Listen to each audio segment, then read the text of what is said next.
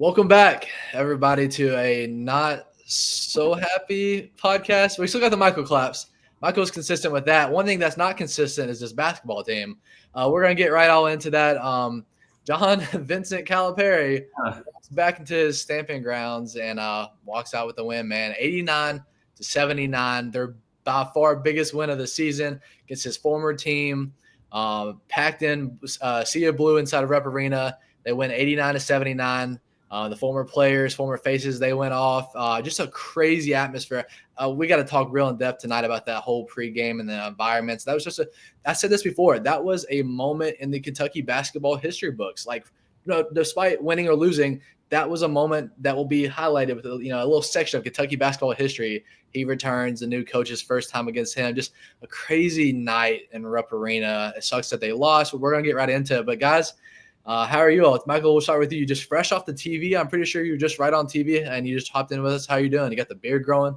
Man, I'm trying to get the beard. It's not as nice as yours, but trying to get there. But I did I did a one-on-one sit down with Nick Mingione today, which was awesome. They have media day tomorrow for UK baseball and softball. But before that, got a one-on-one. So really appreciate Nick Mingione and Matt May in the UK athletics department, that SID, he hooked me up. So that was cool. I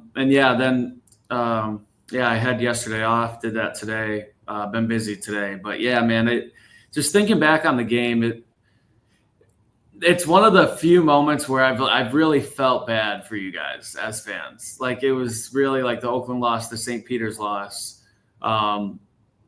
It's like, I just felt bad for you because that rips your heart out. Like, as a fan, like, you don't want anything more this season than to beat Cal in his return. Like, I swear, if you could have traded like an extra tournament win for beating Cal, maybe some fans would have. Like, if it was like second round or Sweet 16, but you have to give up losing to Cal and be like, no, not losing to Cal. Like, no matter what, we have to beat Cal in his return. We can't let him get the last laugh. And then he just gets the last laugh. I mean, I did really feel bad for you guys. I enjoyed covering Cal while he was here.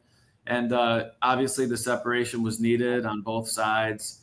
And it worked out great because Pope is great. But it was kind of fun to see him back in.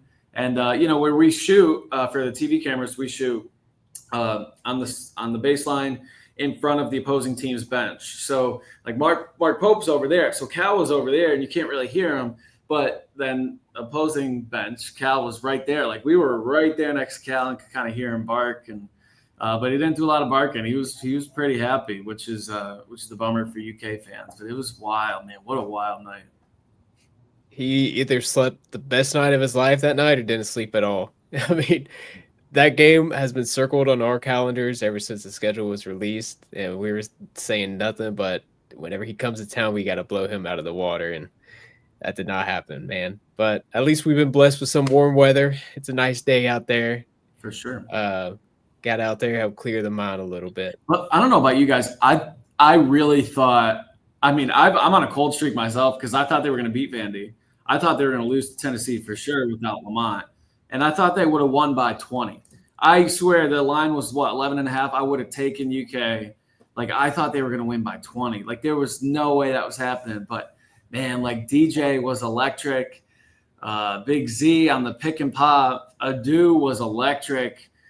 Those guys, it really mattered to them. And it just kind of felt like, it still mattered to the UK players, but it just mattered more to those boys. Well, Michael, it did matter to them more. You got 3 former UK players on that team on Arkansas. Not a guy on this roster. Travis Perry was committed, but none of those guys were on this team. It was Kentucky fans, the fans, versus John Calipari and the former UK players. It wasn't Kentucky basketball and Mark Pope versus Arkansas or Arkansas fans. It was solely a Cal and his players and Kentucky fans. And kind of what you said a minute ago, where you said you felt bad about it. I got a little bit different of a take. Now, you would have asked me back last August. Yeah, this is a game. You got to win this one. But again, I made a point during the game, and I promise, I'm not being a sore loser. I wanted to beat them. But here's the thing. I've said this in a couple of podcasts the last time we've done these, but like you always had that envision back last summer. If you lose this game, then you always have you worry about the narrative of, did we push that guy out? Now he's going to go have success there, blah, blah, blah. Despite losing to them, 10 points on your home court, I still feel like we have the better team, the better coach, the better future, the better postseason chances this year. I would not trade anything from what we have now for that, despite losing that. And again, they were gonna celebrate, and it was their weekend to boast in it. But come Monday morning, they were that same shitty ass Arkansas team, and they're gonna do nothing the rest of the year. And they're hanging their season on a regular season win. We've got something to look forward to. And again, I'm not being a sore loser. They won the game. I'll shake their hand. Props to them. But this is and Michael, you're the one that asked. This is their Super Bowl. You asked him I about broke my neck. I heard your voice in the back of the presser. I was like, you asked Cal. You were like, I'm not trying to be funny, but like you always say, people, this is your Super Bowl. Was you all shot out of your minds tonight? Was this your Super Bowl? It was their Super Bowl. Let me tell you, it might have been ours too, but it was theirs. Dude, I had to ask it, and he was on it. He was like, maybe, and then later in the answer, he was like, so yeah, maybe. Like he agreed. He was like, yeah, it was their Super Bowl, which like. I knew it was like, but the funny thing is then he had to be like, well, Adu says that he feels like that when other teams play us, now it's their Super Bowl. Adu Diarra's full of shit. I'm like, I'm sorry, Cal. Like, do not lie to our face. Yeah. Arkansas is nobody's Super Bowl. Like the only one who's Arkansas Super Bowl was Kentucky fans. Like that was their Super Bowl because they just wanted to win that game so bad. But Arkansas is nobody's Super Bowl. But it was cool that he answered that, honestly, because I knew already if they won, I was going to ask him that question. And they did. They won. Yeah, I so badly want to know the coach that said that nobody fears Cal anymore. Because that's just like so counterintuitive to what he's saying that we know we're everybody's Super Bowl, yet the coaches don't even fear him.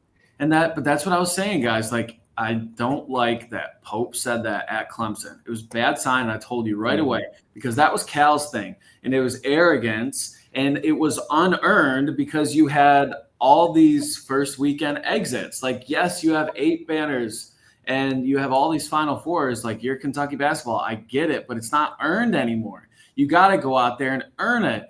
And that was Cal's downfall. And then Pope says it and the players start saying it. I'm like, guys, you guys have not done anything in any of your careers besides Lamont Butler, who made a Final Four. You got to go and earn it. And they still go out and say, yeah, we're everybody's Super Bowl. We're Kentucky. We're getting everyone's best shot. I was like, gosh, it's just I can't stand it. We were all 3 in attendance for this historic night, leading up to the game. I really want to go in depth about this. And I really want to talk about because, like, I've had this game circled too. Like, just the whole Saturday in Lexington, the whole buzz. We saw the videos Friday night, him going around town. I think their hotel was right next to Jeff Ruby's. I'm sure Bruiser, Flint, and Chin Coleman are down there maxing out the tab. Let me tell you, I'm sure they were. But the whole lead up, when's Cal coming out? The whole chaotic. We don't have to get into it because there's people and media, involved. But like the whole chaotic cluster thing that was. I mean, you were down there, Michael. They're moving us around, and I was sitting there thinking Cal's going to come out the other tunnel. He's going to fool us all. I know he's going to. We stood at that tunnel, dude. I stood on that corner of the floor for an hour plus, and then we got real mixed up in there for 25 minutes waiting for him to come out, and the build up. Everybody's watching him. And when he came out, people started to boo, but like they had music going, like something with the speaker that drowned it out. And it wasn't like a dominant, like, oh, this is crazy. Like for the Rick Pitino stuff, it was overwhelming how positive clapping, like that was, a little tear to your eye. This one was like drowned out by the music and then the loudness, the voices. And so it didn't have the full magnitude. But when he came out, they had the big ESPN and Vice cameras right in front of them.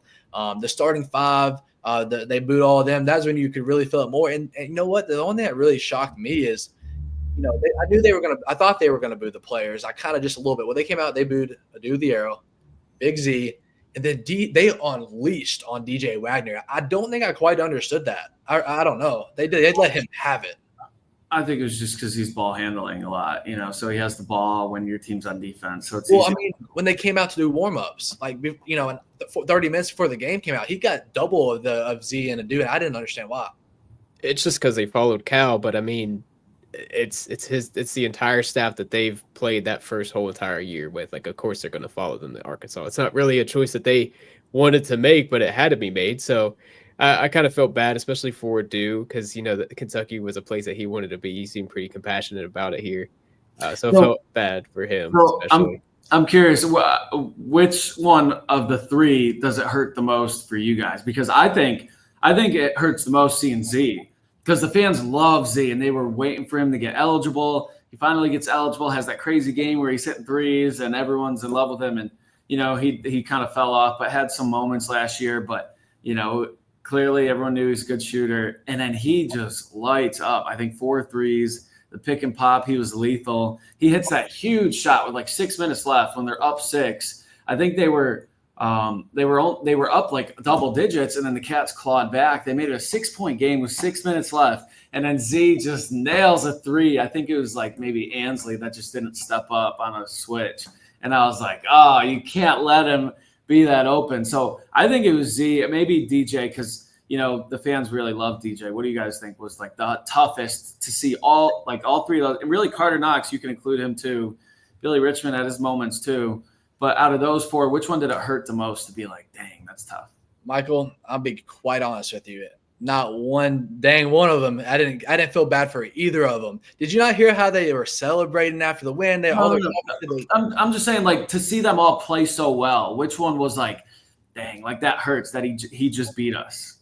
None of them. I'm being honest with you. None of them. I would have liked to have the Dew on our team, but I didn't feel bad. Not one of them. They chose the left. They chose it. You should have seen them drawn to the fans in the game, the handshake in the post game. They were all like, be quiet. And then DJ Wagner and do the era get up to the press conference, and they're kind of with a smirk on their face.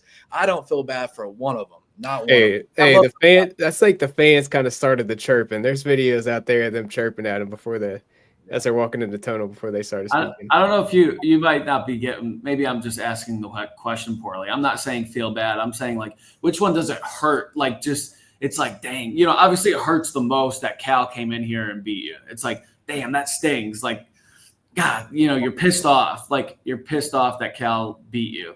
But out of those players, which one are you more pissed off? Like, I think as a Kentucky fan, I'd be the most pissed off that Z did that, because the fans love Z. And like they were frustrated with DJ. Like I think like Z was just kind of the fan favorite. So like out of all of them, it stings the most that Z beat you. With how hard the fans worked, especially Rupp to no good and the billboard and everything, all the promotion that went into that stings pretty bad. Yeah, I think who I want on our team is going to be a Dew. But like, if you made me pick, I would say the whole billboard, the whole Big Z debut, how fun that was that day against Georgia, whoever it was. That one, if you had to make me pick for sure, I'd probably pick him. I wish we had a Dew on our team though. That's for sure. I still want him on our team in terms of how good he is. Yeah, I think it stung the least.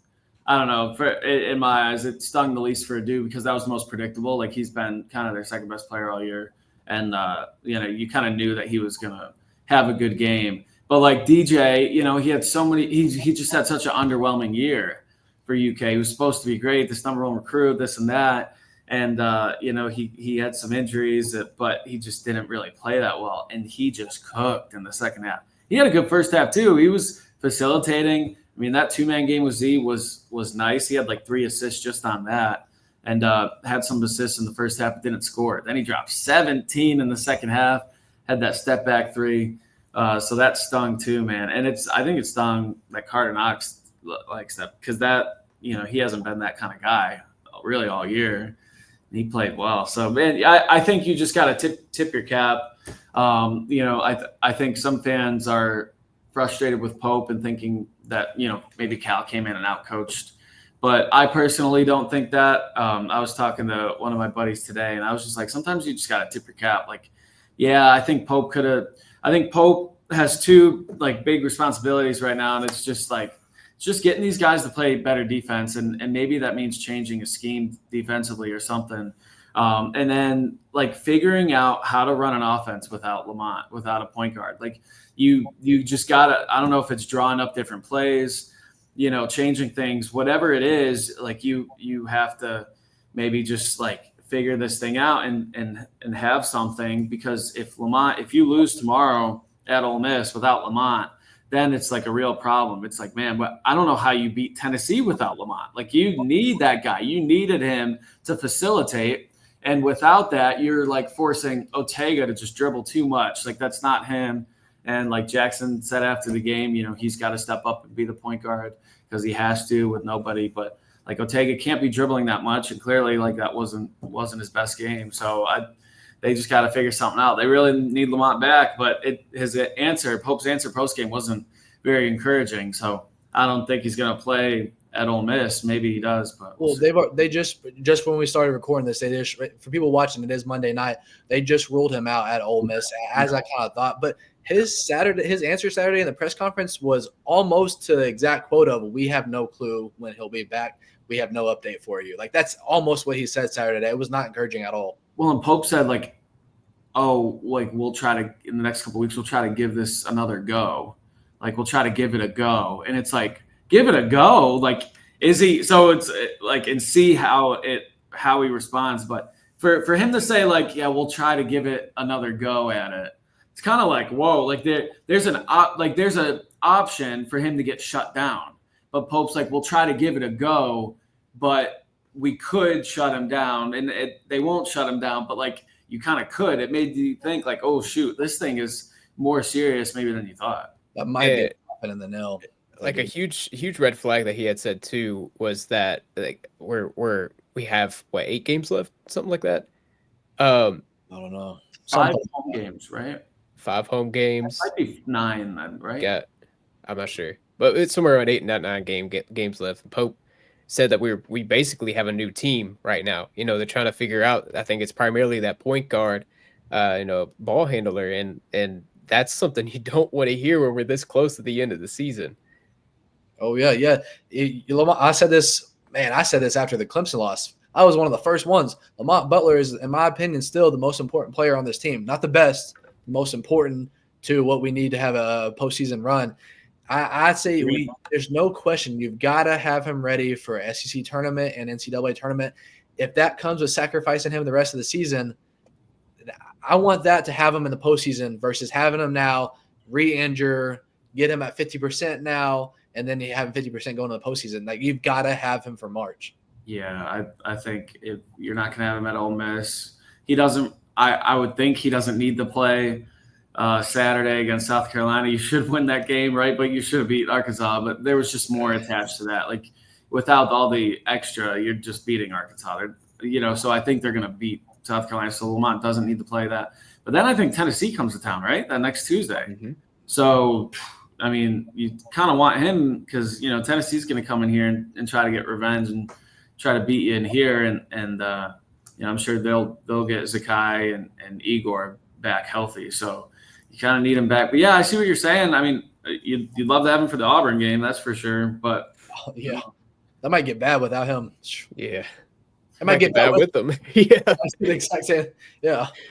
Oh, yeah, I don't know. I feel like sometimes you just chalk up for some of these losses. You could just chalk it up to missed shots, but for UK, I feel like it's not, because obviously if you make every shot, you're going to win. But I don't feel like the Cats are losing because they're missing shots. As we've talked about so many times on the pod, like, it's the defense. The rebounding wasn't a problem.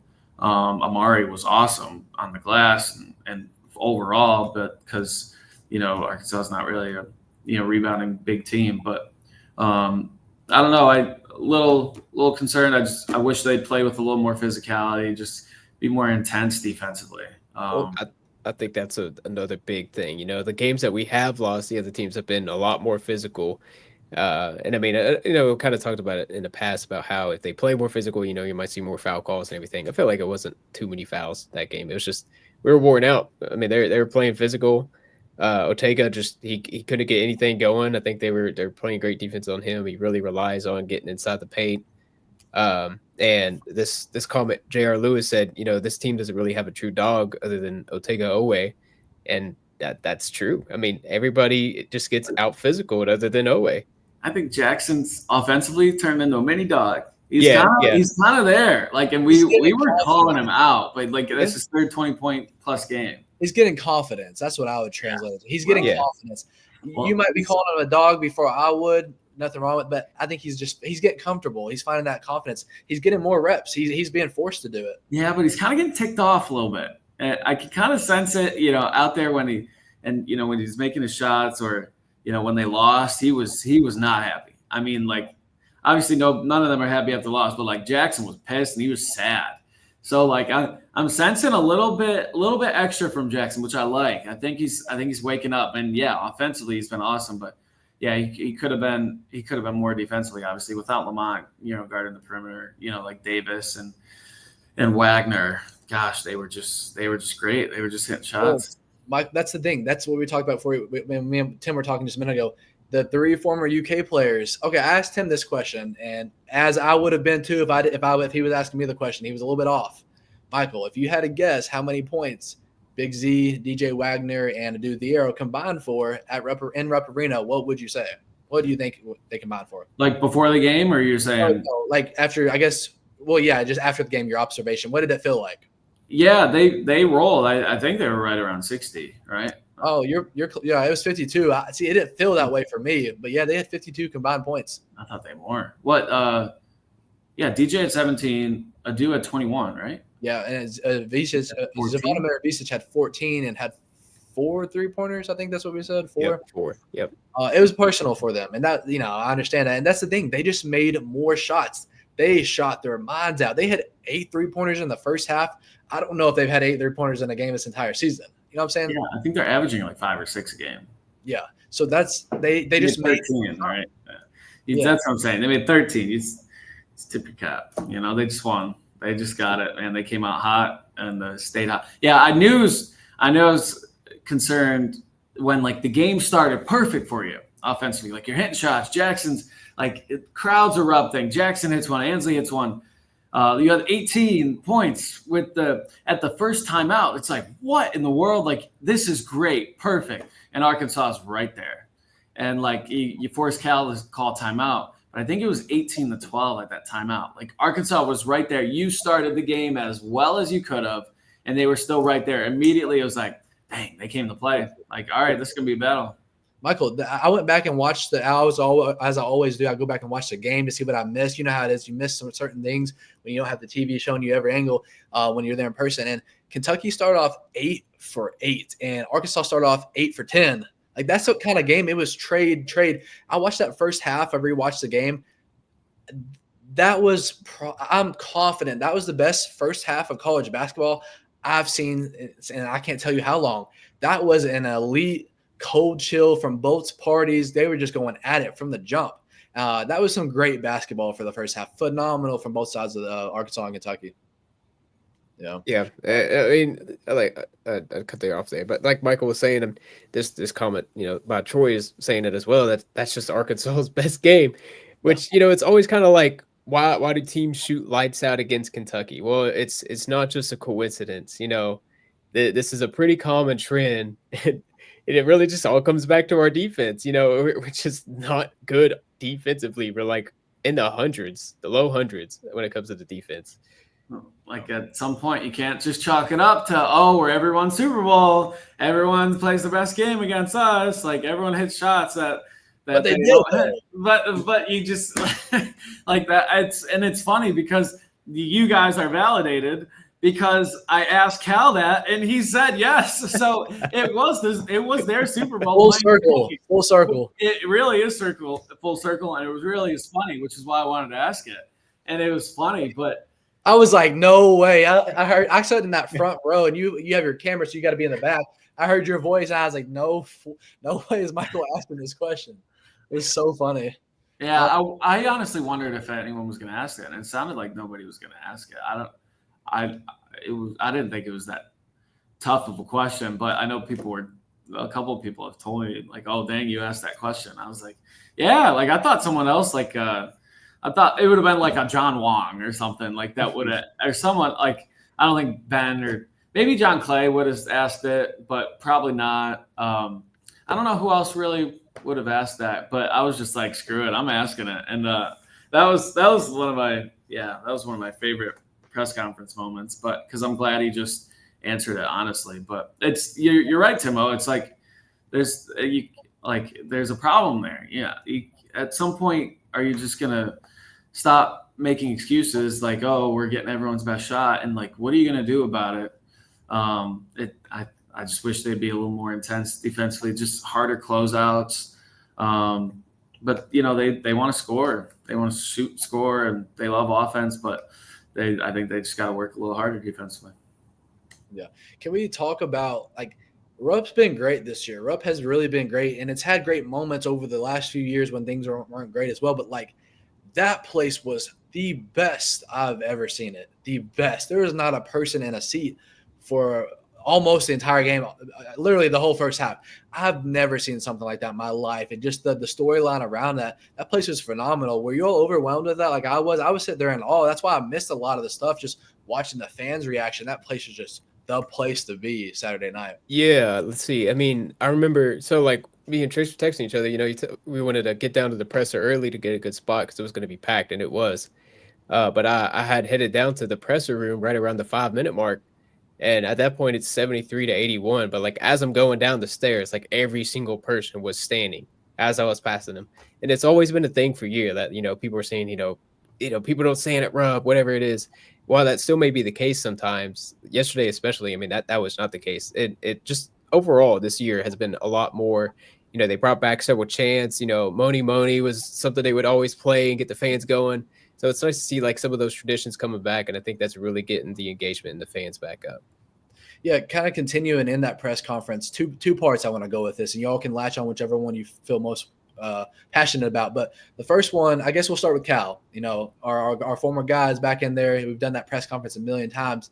It felt different. I mean, it wasn't the same old script. This was a different scenario. He's been humbled a little bit this offseason about the fan turnout, et cetera. He's a different Cal, and at least his reaction is now.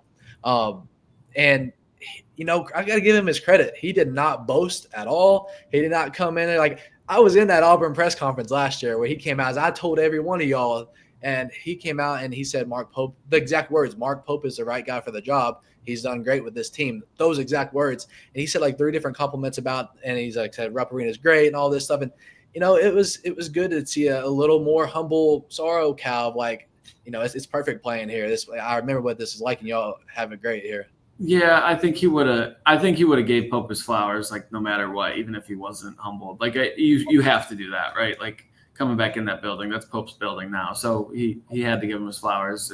But yeah, I agree. He overall, he didn't really take much of a victory lap in that press conference. I thought maybe he would have. There was I wondered if he would skip the presser if they lost, but I don't think he would have. I think he would have done it. But yeah, he didn't take much of a victory lap, but. Yeah, Pope was bummed out. He was bummed out. That was exactly what my second point was. I didn't ever say it. Yeah, how bummed out he was, and he didn't have much of an answer. Yeah. Yeah.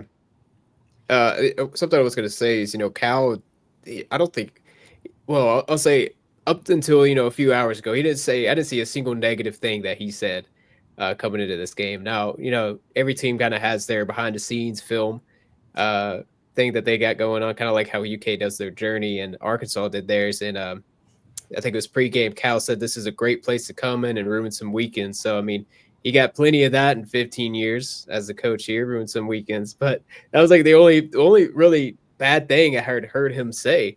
And like you're saying, Tracy, he's much more humble. He's been beat down some of the season. But he came in, he won, and if he didn't win, I was thinking if he was getting blown out, he definitely would have been ejected and would have skipped that presser. It's kind of my prediction there. Yeah. Wow. Sorry, Michael. Well, he was humble in that presser, but you already know he was walking around. What's that celebration? The big balls at Stephon Castle. He was, man. He had the biggest cojones in the world after that game, man. He felt good to go in there and shut up Big Blue Nation. So yeah, it was tough because the fans were great, but that under 4 timeout at the end, they were shook. They were quiet, and I was looking around, and there were some fans hands on over their mouths, I didn't ever look at them. Is that how it was? They were quiet and they were shook because the game was still close. Really, it was Z had the 3 to put them up 9 with like 6 minutes left. And then I think didn't you have a turnover? I don't know who turned it over, but then I think Davis maybe got the steal through it. Had the Carter Knox got that big dunk, right? That was before the timeout. So then they went back up double digits at that timeout. Everyone was shook. And it's like, it's still possible. And I was talking to like my boy Preston, who works at, I think LKY. And I was like, it was, gosh, what was it? It was 83-73 maybe at that under 4 timeout. And I was like, I think 90 wins this game, right? Like I don't know if the Cats can get to 90. Obviously you knew they had to get some stops, but I was like, 90's probably winning this game, maybe like a touch under, but you knew that the Cats had to put up points, and they didn't. They turned it over. Jackson misses those 2 free throws which didn't matter at that point anyways. But yeah, it's like it's only a 10-point game with 4 minutes left. Like, it's not over. It's nowhere near over. But the crowd was shook, and they were like, "Dang, we lost to Cal." And it's like, there's 4 minutes left, and the team came out and they had no offense, and they were shook. What did they ended with 77, right? 87, 77? 79. 79. 89, okay. 79, yeah. So they had 79, but at 4 minutes left, they had 73. You're telling me those last 4 minutes of the game, they only scored 6 points? Like, I think I'm right on that. I think it was 83-73 at that timeout. You could correct me if I'm wrong.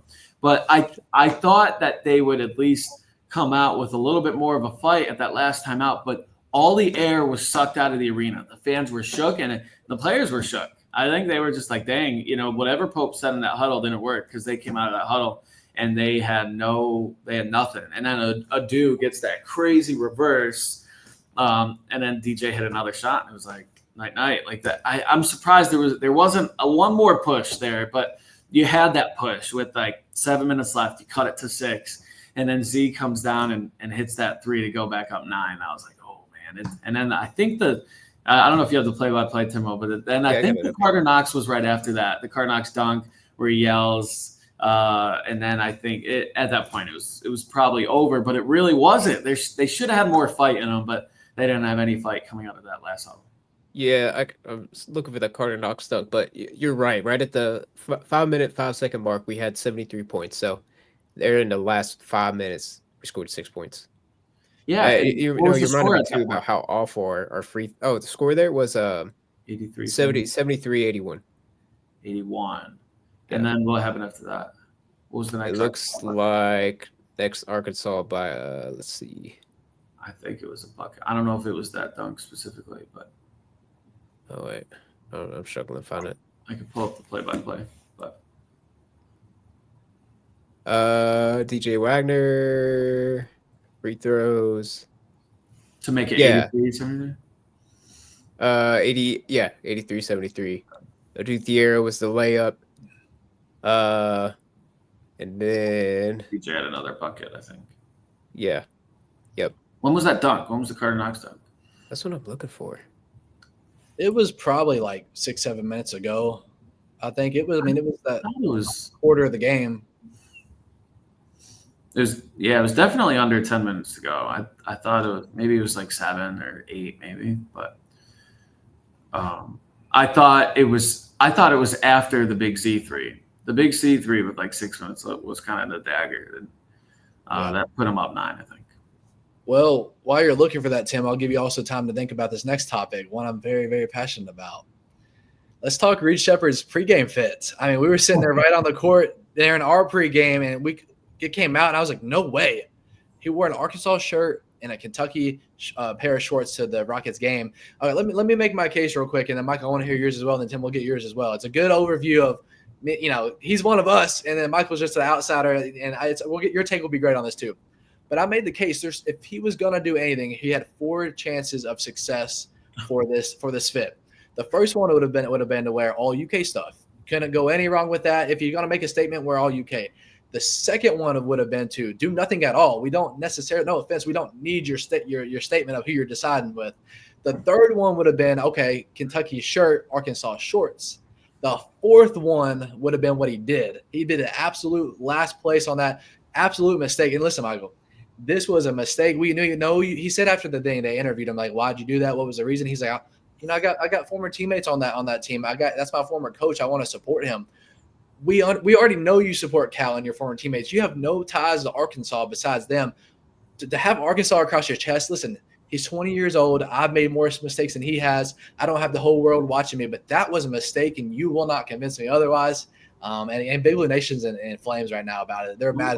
Well, there's a fifth option that would have been the worst, which would have been wear all Arkansas stuff. So be fair, at least it wasn't the worst option, but who cares? Gosh. That's a major deal. Tim, what do you think? Hey, Trace, you're not going to be happy with this, but who freaking cares, man? So people are overreacting so much, dude. How much he's done for Kentucky, and then he goes out and wears one little Arkansas shirt. That just throws everything out that he's done for this state, this community, and everything. No, I'm not saying that. It doesn't throw it away, but that was my opinion. That was a flat out mistake. Like, bro, what are you doing? If anything, you're gonna have Arkansas. Put them on your shorts. Put them on your socks. Across your chest. The shirt's more dominant than the shorts. What are we doing, Reed? Come on, I love Reed. Listen, I love Reed. If you ask me my favorite Kentucky player since Cal's been here, well, we'll say the last 5 years. It's Oscar and Reed, and it ain't close for second place the last 5 years. I love this boy. I've been watching him since junior year down at North Laurel. That was a mistake. Come on. First of all, shout out your cat, Timo, for appearing on the Cat's Coverage podcast. That's fantastic. But no, come on. Cut Reed some slack. He's got to support his own coach. But but here's the thing. Your old agree, Michael. He was your coach at Kentucky, though. You have no ties to Arkansas. We know you support Cal at Arkansas, but you ain't got to wear an Arkansas shirt. Right, but this is the whole point. It wasn't for Cal. It wasn't about Kentucky. It was about Cal. Like, that's why you hated it, is because he got these one and dones to just come here and play here for 8 months and then go to the league. And you got so mad at Cal for saying, my job isn't to win national championships. My job is to prepare these guys for their futures as young men. And everyone was like, what the heck? No, you're the coach at Kentucky. Your job is to win championships. And he said, no, my job is not. And like, it's not about Kentucky. It's about the players. It's about them. But for Reed, it's different. It's different for Reed. He's in his own category. What did he do? He got Reed to the league. Like, Reed would come to Kentucky if Cal was here or not. Like, it's different. He grew up an hour from Rupp Arena. He grew up in UK clothes. His mom and dad met in Kentucky basketball world. He is different. You can have another opinion, and it's not wrong, but you will not change my mind. He is different. That was a mistake. I wasn't mad at the other former players. Like, they were going on Twitter and stuff saying, I don't know who and what, but I just heard that some were like, go Hogs or whatever, come into your trap and take your trap or something. Washington, Jacob Toppin, Davion Mintz, and Ashton Hagans. Trace has these things written down. Here's the thing. He's going to remember that until he goes to his grave. I didn't like that they did that. But, like Ty Washington, the whole theme that year was walking your trap, taking over your trap. The song, they played it after the big wins. But ironically, he didn't think that the one through either. He said they came in and took over Yo Trap. Yo Trap is your own trap. He's talking about Rupp Arena. That's your trap too.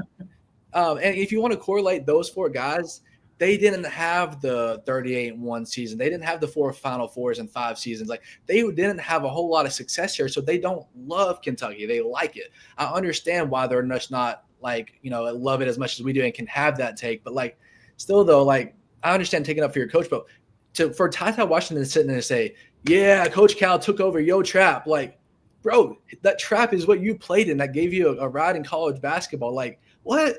That I just didn't understand that either. I wasn't mad. I just thought okay, y'all didn't read the room either.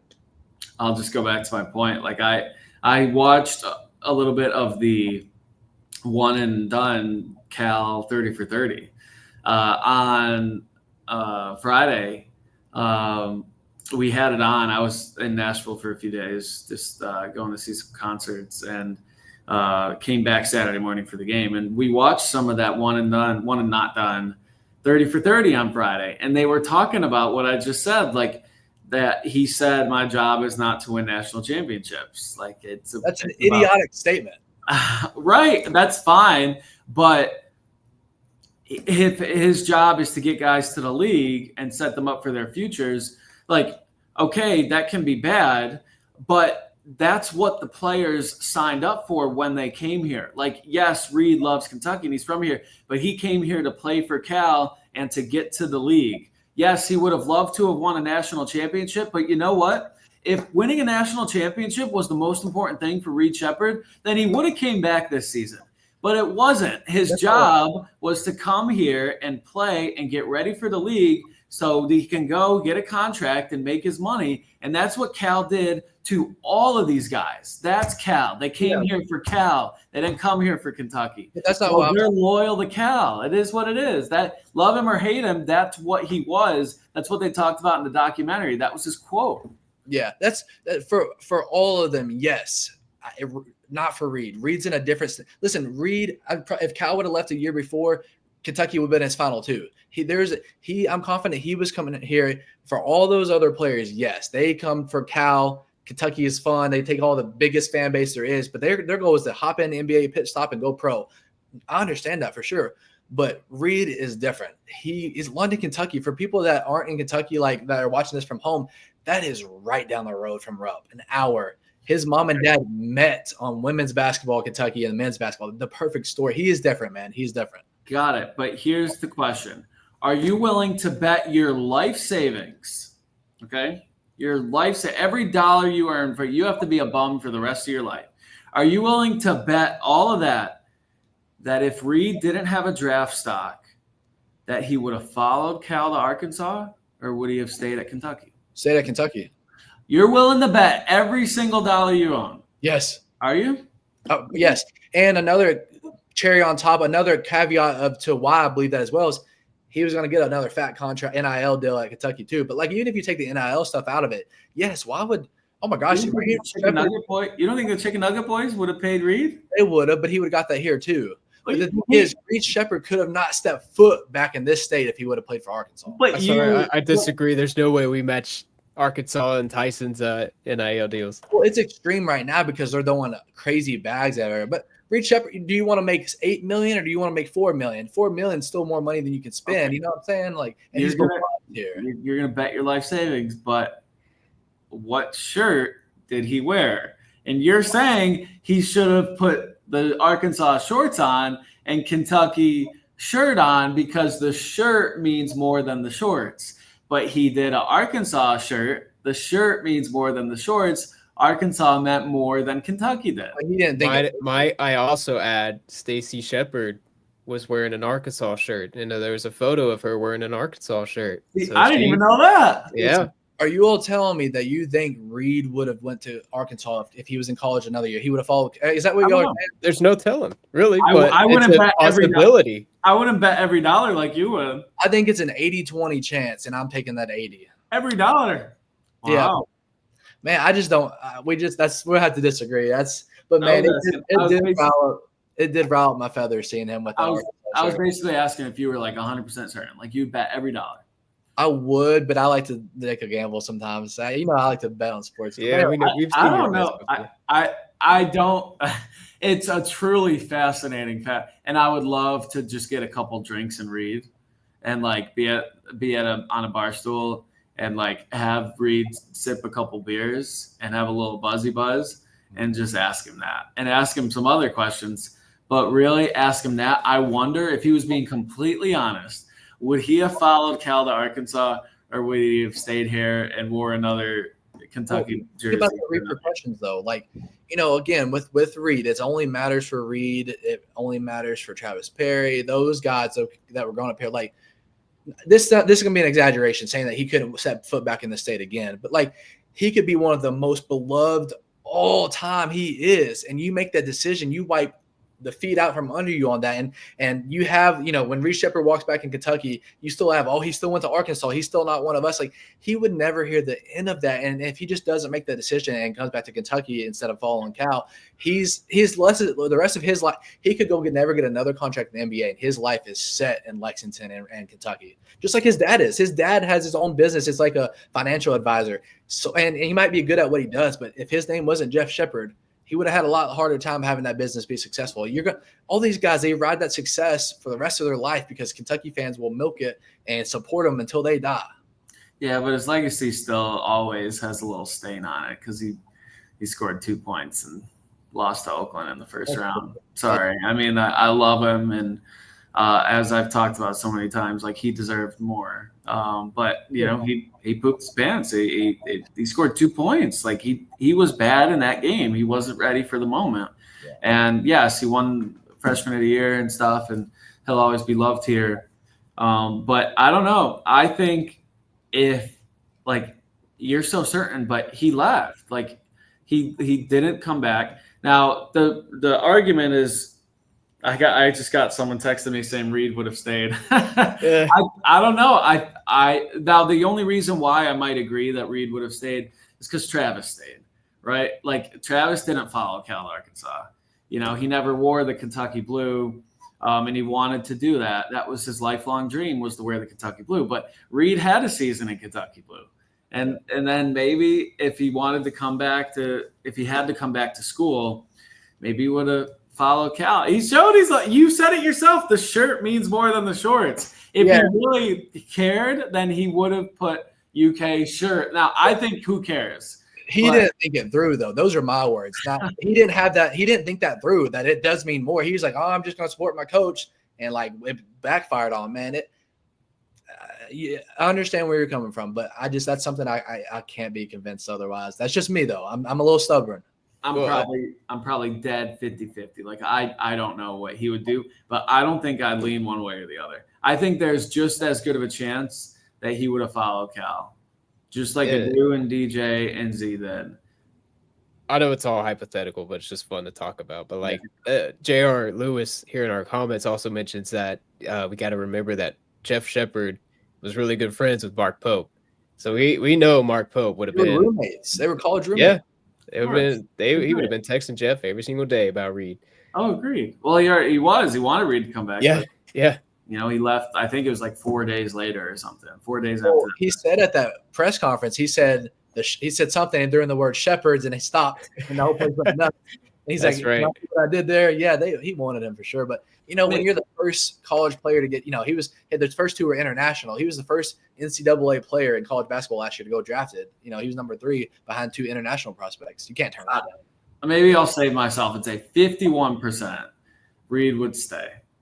49% he would follow Cal Arkansas. But I think it's a fun hypothetical, which really was never a thought until he wore that shirt, which, you know, fans were all amped up about. I really don't think it matters because he followed every other player that was kind of Team Cal. Everyone loves Kentucky still, but like they came here for Cal. Came here to play for Cal. Cal gets you to the league, you know. But Reed. Yeah, but Reed came here for Cal too. Yeah, he did. Yeah, he knows. He's like, guys, don't get me a pro, and that Reed couldn't have asked for a better scenario. I mean, he came outside of a postseason success, yeah, but like it went.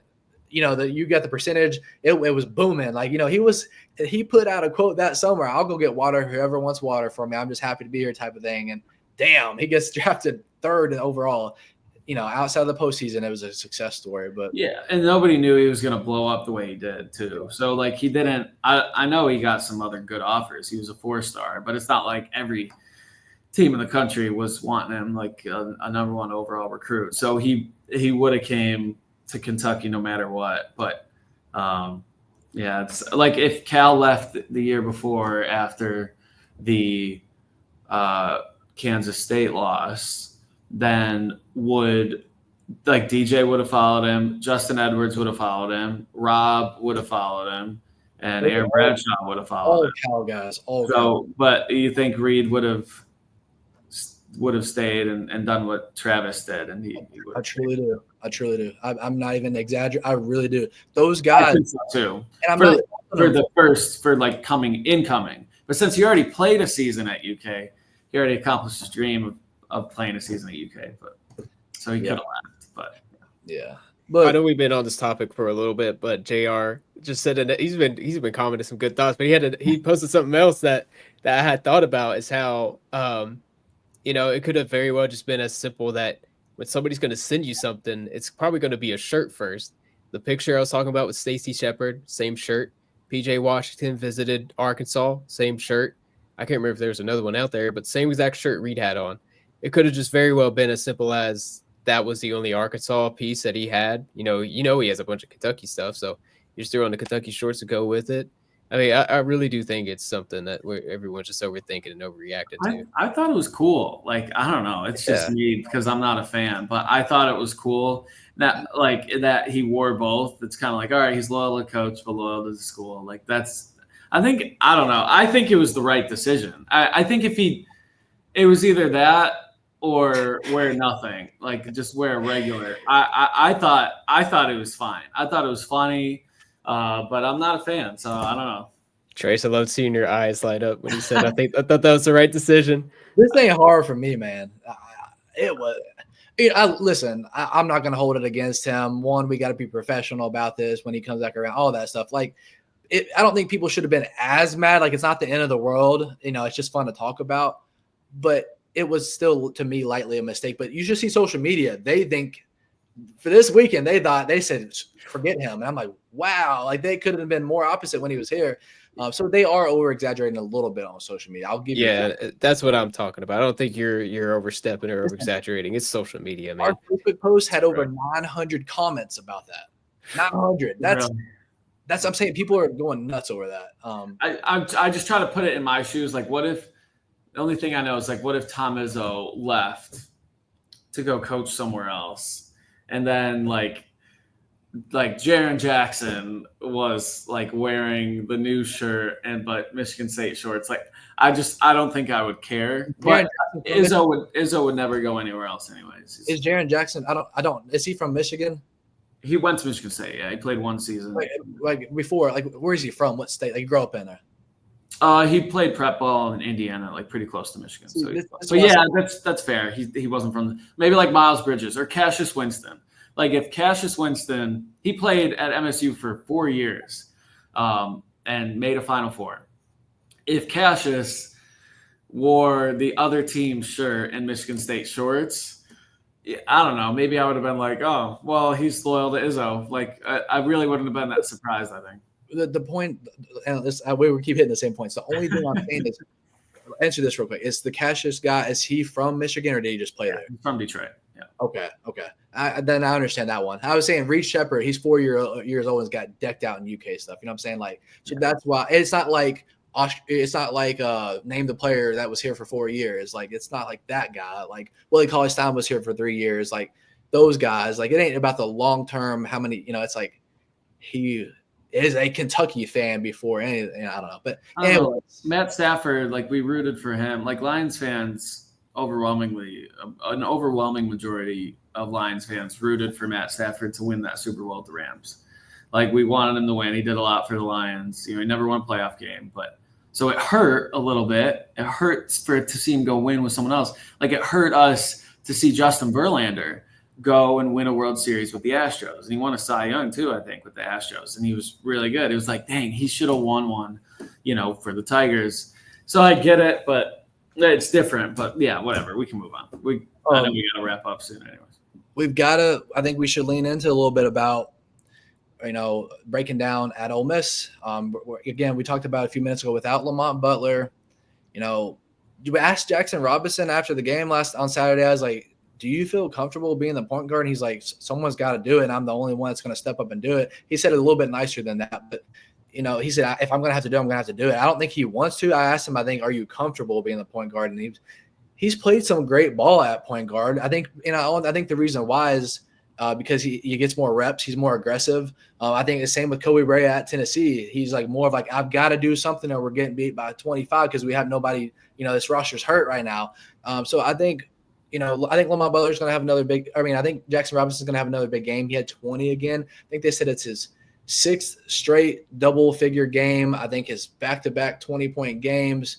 I really, really love what I'm seeing from Amari Williams. 22 points, 11 rebounds. His back-to-back double-double. I think he's had 4 or 5 games with 10-plus rebounds. Amari Williams and Ansley Almanor and Jackson Robinson were the 3 who stepped up against Arkansas. I know it wasn't enough, but those 3 played great. Otega Owe still got his 10th point.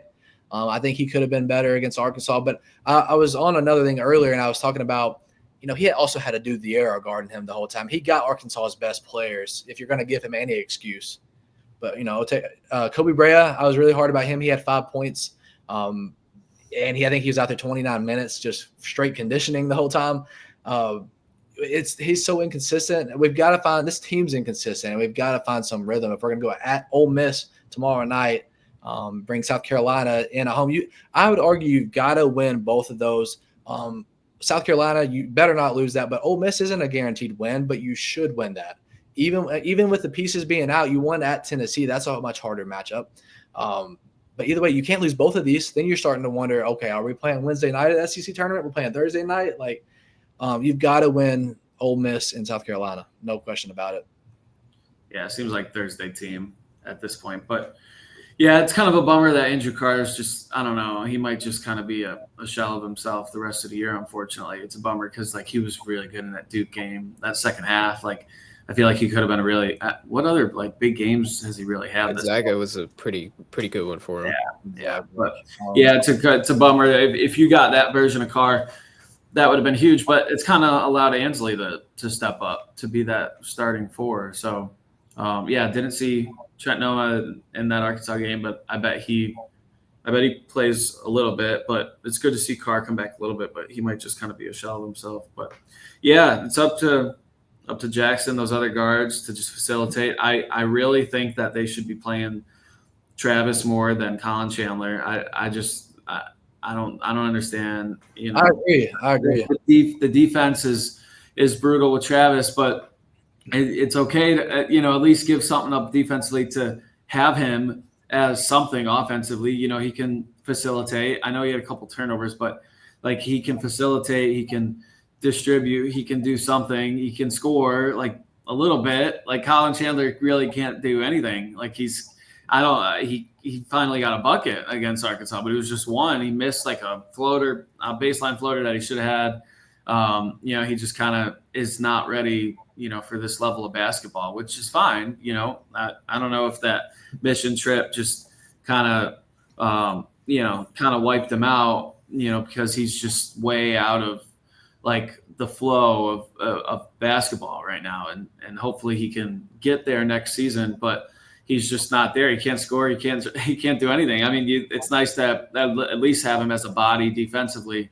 He's a little bit bigger and can't get hunted like Travis. I know they play different positions, but I just think maybe Pope's got to shorten this rotation a little bit.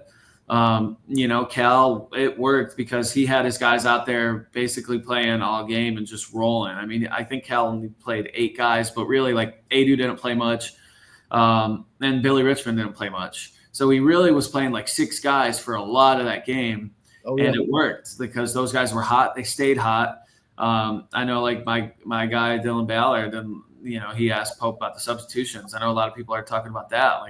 Why is your team getting hot? And then you're pulling guys to put in Colin Chandler. It's just I don't know. I think he's got to just shorten the rotation. And these guys, Jackson was really tired at Tennessee. I've seen him get tired in other games, but he was exhausted at Tennessee. He was cramping and hands on his knees for a lot. He was exhausted. So maybe he can't handle a high minute load, but I think maybe, if Pope shortens this rotation, he's already being forced to by having his 2 point guards out, but maybe he's just got to shorten it a little bit more and just kind of trust the guys that he's rolling with. If Kobe Brea is a 0, you kind of just know what you're getting from him based on the, first few minutes. He's either going to be on like Tennessee or he'll be off. We just saw he hit a 3 and then didn't hit anything the rest of the game. So you just kind of know, obviously you want to keep tell him to keep shooting, because he should have the green light. He's an amazing shooter, but you kind of know what you're getting. So maybe we see them shorten the rotation a little bit. I don't know. And see, I would argue with Kobe Brea. It's like, dude, you've got to get going. We need you. I would argue, let him have a lot more shots than anybody. Shoot until you miss 3 in a row type of thing, an extended clip. You've got, with how limited this, we need you and Jackson Robinson to be our guards and Ortega. Bro, you can't have 5 points in 30 minutes. That's a major factor of why we lost. That's 10 points. We lost by 10. That could have been factored in if you hit 2 more threes. Jackson Robinson takes another one to the basket. But Kobe Brea, it's a must. Or I'm worried if we're going to win those games. You're leaving it up to Jackson Robinson, Amari Williams, Ortega, and then Ansley Almanor has been great. But I'm not trying to bank the team on him. those are the guys with the ball in their hand the most. Ortega, Jackson Robinson, and Kobe Bryant. Kobe Bryant, you've got to shoot until you miss 3 in a row, and you'll hear no complaints from me. One thing I did want to talk about as well, and I want to get both your thoughts about that is right now we're at 15-6 overall, 4-4 in the SEC. And one of the guys asked a question in the post-game press conference. 4-4 in the SEC is like 7-1 in another conference, and I found some validity in that. You don't want to be 4-4, but like everybody's barely above 500 in the SEC. It's not as bad as it feels. We'll be happy to break 500, and a lot of teams will, and you're going to still be playing in Thursday or Friday of the SEC tournament. Through 21 games, would you all have thought that we would have had? Would you all have thought it would have been worse or better than a 15-6 record through 21 games? Because I probably would have said it'd been there or less. I would say better, taking injuries out of the equation. I think if we had a fully healthy team, we would have beat Georgia, we would have beat Vandy. Yeah. So probably, a little better. But like you're saying, every team is, getting these great ranked wins. Like what was it? There was a game right before Kentucky. Florida, Tennessee. Yeah, it was like a 20-point victory. Tennessee went down to Florida and they scored like 40 points. So they brought Florida back home and waxed them by 20. Two opposites. Yeah. And they were without Igor and Zakai. It's just SEC basketball. Every team's fighting to get to the SEC tournament. One team's hoping to get the bye over the other. That's really what they're fighting for. And I think it's like set in stone now that we would be playing Wednesday, isn't it? No, Thursday. I think Thursday. We got Arkansas, South Carolina under us, Vandy under us, right? I know that 2 of those teams beat us, but Georgia, they beat us too. That's another thing, man. We just listed 3 of the 4 teams under us in the SEC have beat us. We got the 4th one on Saturday. What is up with this team beating all these Power 5 teams, 6-1 against top 15 opponents? You won at 8 Tennessee, at 14 Mississippi State, Gonzaga pretty much at their place, number 7 Gonzaga, number 2 away from Rupp. And then you lose to all these not nobodies, but all these worser programs. Like, I can't give you an answer for the inconsistency. It doesn't make sense to me. It's a tough league. Yeah, I don't know. I think they'll be all right. But if they're good against good teams and bad against bad teams, normally that's good, right? Unless you think about the first round game, right? Well, if you're bad against bad teams, then you're playing a bad team first round and you're going to, worry about getting upset. But I still hold firm that I think they're a Sweet 16 team. I think they'll win games and get a, maybe a 5 seed and beat the 12 and then beat the 4 and then just lose to the 1 in the Sweet 16. Lose to Bama or Auburn on a neutral floor or Duke. So I think they still have a Sweet 16 run in them, especially if Lamont comes back. But maybe I'll feel a little less confident in that if they lose tomorrow at Ole Miss. Yeah, I feel like healthy Sweet 16. I'm right there with you. But what we have today, I don't know, man. Make the tournament, see what happens. We've got to have Lamont Butler back, no question about it. Or I'm really actually worried what's going to come in March. Yeah, my buddy was talking about main difference in the game was how Cal targeted the 3-point shooting of UK on defense after that early surge. Yeah, the perimeter defense has to be better, but I don't think Cal outcoached Pope, but I think you just got to tip your cap. But the focus of the game plan. I thought Wagner made J-Rob really uncomfortable in the half court too, tenacious on D. I thought J-Rob had a good game. Looks like Pope got too sucked into the spotlight and not enough on the game plan. I don't know. Do you think the game was – I don't think the game was a distraction for Pope, but the players kind of alluded to, like Ansley said, maybe it was a distraction because that's what everyone was talking about, and they saw that all of us cameras were huddled on that tunnel for warm-ups. Like they saw a million cameras pointed towards the Arkansas tunnel and waiting for Cal to come out. Like, yeah, the players noticed that. And not that it made them lose the game, but maybe it was a distraction, but I don't think it's why they lost the game. But it maybe could have been a distraction for Pope and the players. I don't know. Yeah. Well, up next at Ole Miss, I did see a stat before we hopped on here. As we kind of wrap this up, we've hit an hour. We've been rolling. That Reed Shepherd stuff filled 20 minutes. Of course it does. Anyways, I saw a stat that said Kentucky's won the last nine of the last 10 against Ole Miss. The last time they lost was in 2021, so they're on kind of a streak down there. But this is the best Ole Miss team we've faced in quite some time.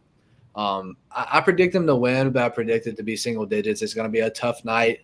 Somebody's going to have to step up. But, it's a game you need to win if you want to keep your head on a swivel and not eat at your top 15 wins that you have. And then Saturday, you got to win that, no question. But what do y'all think we're winning at Ole Miss? Like, what would you be able to predict right now? Who you think? I'd say I'm in agreement with you. I'd say we win by single digits. I was looking at Ole Miss's schedule, and they've only won 2 of their last 6 games, but those 2 games were against Bama, beat them by 10, and Texas. Texas is a decent team. They barely lost Auburn by 10 or something. Yeah, lost by 10 to Auburn. Missouri, they lost by 8. Texas A&M lost by 1. Mississippi State lost by 3 in overtime. So I mean, their losses have not been bad. I mean, they're a good team that we're going to be playing at Ole Miss. Yeah, it's a really, as you said, just tough league. And the AP poll shows that there are 9 teams ranked in the top 25. So even when teams lose, they're not dropping that far down. I mean, the Cats lost to an unranked bottom of the conference Arkansas team, and they only dropped, 2 spots? So, it's a tough league. So I don't put a ton of weight into any of these games, any of these losses or wins. But, I'm not going to predict because I also got the Alabama game wrong. I thought they were going to beat Bama, so I'm 0 for 4 in the last 4 predictions. So Hey, I will say I thought Tennessee was going to blow us out of the water without Lamont Butler. I was wrong on that, so maybe I'll take Ole Miss to win. But this comment here by Mark Smith is saying that Ole Miss has 10 seniors on their team. That's something I didn't realize. So it's gonna be experienced teams. Almost. Yeah. So I saw a thing as well. I mean, it's either 5 or 7. They have either 5 or 7 1,000-point scorers in college basketball. They got older guys too. Yeah. Ole Miss does? They have 5 or something? 5 or 7. I can't get it right. One of those, they're 1,000-point scorers on that team. Not at Ole Miss. 5, right? Or Cats have 5. They got at least 3. Robinson, Kerr, and Kobe, I think. But yeah. They have one guy who averages like 15 points a game. The second guy averages like 11. And they have like 3 or 4 guys that average like 9. So it's kind of spread out. They're one of their guards, as he's the dominant guy. He averages like 15 a game. But this at full health, you win this game by 9 to 15. The way we are today, I think we win by like 7, and it's not fun the whole way. And you bring this game to Rupp Arena, I think we win by 10. It's just you got to give them a couple points on the road. That place is going to be nuts. Tim, they're going to sell out. And it's going to be a crazy game. And you got to swing a couple points their way since it's at Ole Miss. And I forgot Chris Beard is their coach too. Super Bowl. Chris Beard, he was on the short list of Kentucky. Yeah, that's right. Yeah, he's a good coach. Yeah. All right, fellas, y'all got any last things before we wrap it? It's probably one of the longest podcasts we've done, but it's been so much fun. I think I'm good here. Good prime. Awesome. Well, anybody watching, thank you all. The recording's going to be up on our YouTube channel. It's free. Cats coverage. Catch coverage on all social media. Tim takes our pictures. Tim puts this beautiful piece together. You see the background. He took that picture too. And Michael does his thing for Fox 56. It's fresh off TV right now, so we're all trying to do our own things. And I appreciate y'all. I guess we'll wrap this one up and see y'all after Ole Miss. See y'all.